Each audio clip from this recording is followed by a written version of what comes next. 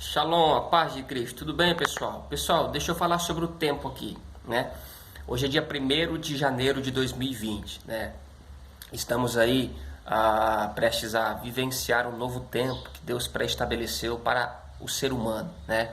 E esse tempo que Deus pré-estabeleceu não quer dizer que Deus ele vai fazer tudo a nosso favor, né? Sabemos que a palavra de Deus diz que Deus ele vai trabalhar para assim os que de fato nele esperam. Então tem que haver uma expectativa que Deus ele vai trabalhar a nosso favor, porém precisamos fazer aquilo que nos compete fazer, né? A responsabilidade que a nós é dada. Então eu vou falar sobre dois tempos que existem, né?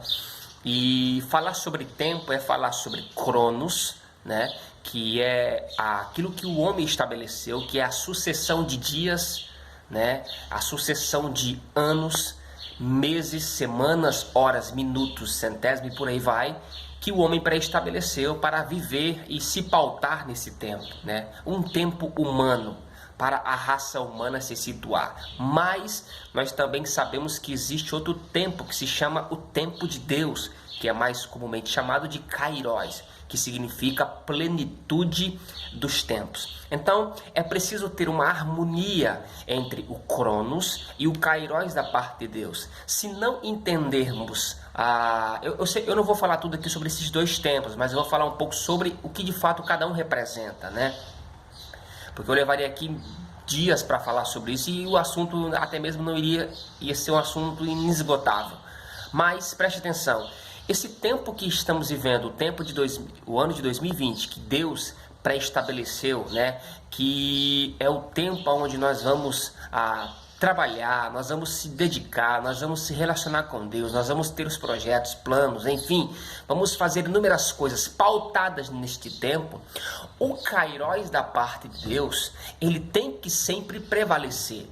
Porque é interessante o texto que eu vou ler, porque foi o próprio Jesus que falou sobre este tempo, né? Ele falou em Lucas capítulo 21, versículo 34, dizendo o seguinte, ó: olhai por vós mesmos, para que não aconteça de sobrecarregar os vossos corações com o quê? Com glutonarias e embriaguez e os cuidados da vida, e sobrevenha sobre vós o tempo como um laço.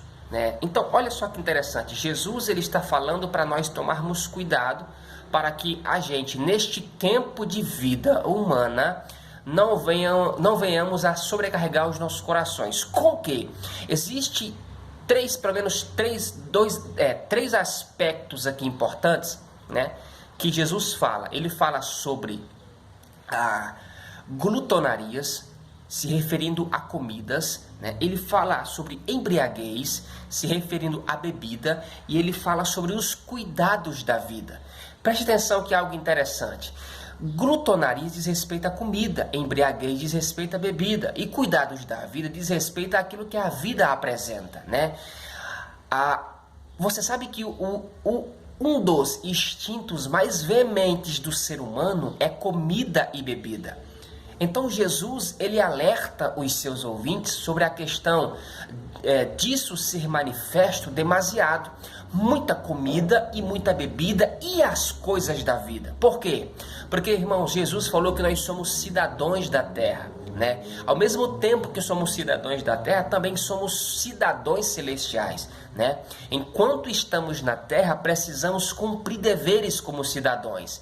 Mas se estivermos na terra e não estivermos focados no nosso verdadeiro lugar de origem e eternidade, nós podemos sobrecarregar os nossos corações com isso. Então ele fala glutonarias, bebedices e ele fala sobre os cuidados da vida para que depois venha sobre vós de imprevisto este dia. Eu sei que é muito comum nessas datas comemorativas isso ser praticado com muita facilidade, com muita frequência e veemência, a questão da comida e da bebida. E você sabe que isso demasiadamente pode se tornar um vício? Pode sim se tornar um vício. Muita bebida e muita comida, sim.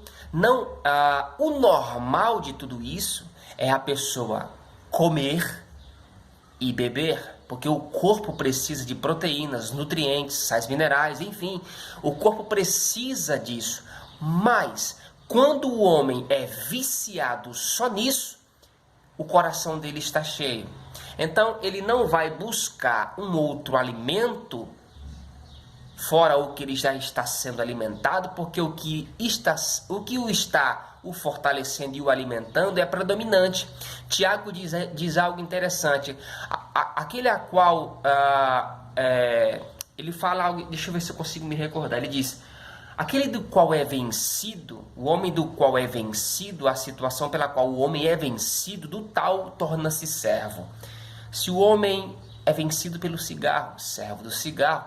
Vencido pela bebida, servo da bebida. Vencido pela prostituição, servo da prostituição. Por quê? Porque isso predomina na sua vida e é mais forte do que tudo. Então Jesus ele adverte os seus ouvintes do seguinte: olha, olhai por vós mesmos, somos nós. O que isso tem a ver com o tempo? Tudo.